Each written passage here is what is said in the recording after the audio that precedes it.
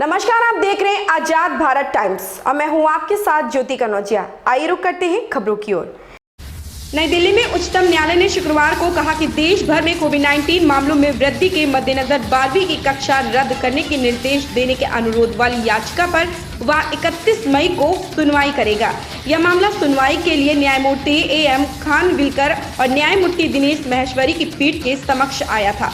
सुनवाई की शुरुआत में पीठ ने याचिकाकर्ता ममता शर्मा से पूछा कि क्या उन्होंने केंद्रीय माध्यमिक शिक्षा बोर्ड CBSE का प्रतिनिधित्व कर रहे वकील को याचिका की प्रति दी है या नहीं। याचिकाकर्ता ने जब कहा कि वह मामले के पक्षों को प्रति सौंपेंगी तो पीठ ने कहा, आप या करें, हम इस पर सोमवार 31 मई को सुनवाई करेंगे।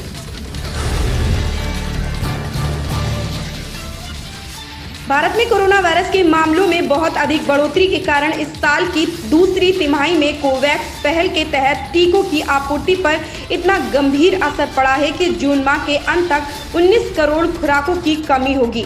WHO, यूनिसेफ, गावी और CEPI ने एक बयान में इस बारे में बताया। नई दिल्ली में डोमिनिका की एक अदालत ने भगोड़े हीरा कारोबारी मेहुल चोकसी को अगले आदेश तक कैरिबियाई द्वीपीय देश से कहीं और भेजने पर रोक लगा दी है। स्थानीय मीडिया में आई खबरों में अब बताया गया है कि चोकसी को डोमिनिका में अवैध रूप से प्रवेश करने पर हिरासत में लिया गया था। अदालत ने चोकसी के वकीलों की ओर से दायर याचिका पर यह आदेश दिया है।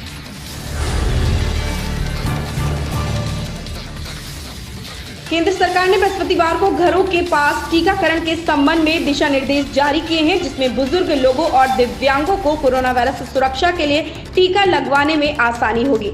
स्वास्थ्य मंत्रालय ने घर के पास कोविड टीकाकरण केंद्र दिशा निर्देशों में कहा है कि ऐसे केंद्रों पर वे लोग टीका लगवा सकेंगे जिनकी उम्र 60 साल से अधिक है। पश्चिम बंगाल के राज्यपाल जगदीप धनखड़ चक्रवात यास से हुए नुकसान की समीक्षा करने के लिए प्रधानमंत्री नरेंद्र मोदी और मुख्यमंत्री ममता बनर्जी के बीच होने वाली बैठक में शामिल होंगे। अधिकारियों ने बताया कि यह बैठक शुक्रवार की दोपहर को पश्चिम मेदिनीपुर जिले में कलाईकुंडा में होनी है। इससे पहले मोदी प्रभावित इलाकों का विमान से जायजा लेंगे। उन्होंने बताया कि धनखड़ कलाईकुंडा वायु सेना अड्डे पर प्रधानमंत्री की अगवानी करेंगे।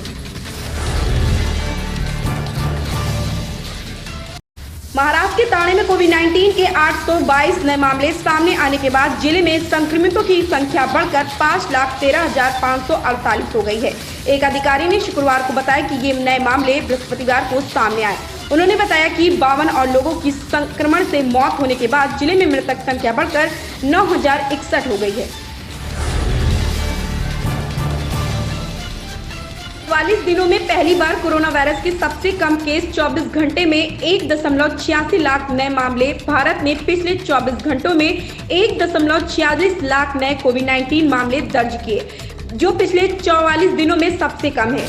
कुल मिलाकर 2.75 करोड़ तक पहुंच गई है। केंद्रीय स्वास्थ्य मंत्रालय ने शुक्रवार सुबह कहा कि सक्रिय केस घटकर 23,43,152 हो गया है, क्योंकि पिछले 24 घंटों में सक्रिय मामलों में 76,755 की कमी आई है। पिछले 24 घंटों के दौरान 2,59,459 ठीक होने की सूचना के साथ देश में अब तक कुल 2,48,93,410 मरीज ठीक हो चुके हैं।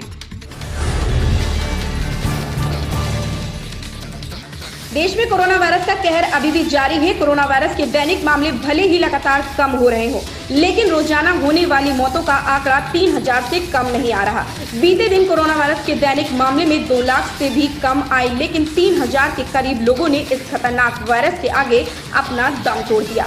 भारतीय महिला क्रिकेटर टीम की सभी खिलाड़ियों को कोरोना वैक्सीन की पहली खुराक मिल चुकी है। इधर दिल्ली हाई कोर्ट ने केंद्र सरकार को नोटिस जारी किया है। इधर DRDO ने कोरोना की दवा यानी 2DG की कीमत 990 रुपए प्रति पैकेट तय की है। वर्ल्ड टेस्ट चैंपियनशिप का फाइनल ड्रॉ या टाई होने पर किसे विजेता घोषित किया जाएगा, या प्रश्न का उत्तर हर क्रिकेट प्रशंसक जानना चाहता था। अब इंटरनेशनल क्रिकेट काउंसिल ICC ने इस सवाल का जवाब दे दिया है। भारत और न्यूजीलैंड के बीच साउथहैम्पटन में 18 से 22 जून तक वर्ल्ड टेस्ट चैंपियन का फाइनल मैच खेला जाएगा। आईसीसी ने बताया कि अगर यह मैच ड्रॉ या टाई होगा तो भारत और न्यूजीलैंड दोनों को संयुक्त रूप से विजेता घोषित किया जाएगा। सुशांत सिंह राजपूत से जुड़े ड्रग्स मामले में नारकोटिक्स कंट्रोल ब्यूरो एनसीबी ने सिद्धार्थ पिटानी को गिरफ्तार किया। एक अधिकारी ने शुक्रवार को बताया कि पिटानी को हैदराबाद से गिरफ्तार किया गया और मुंबई लाया गया। पिटानी राजपूत का दोस्त था और मुंबई की उपनगरी बांद्रा में स्थित दिवंगत नेता के मकान में उनके साथ रह रहा था।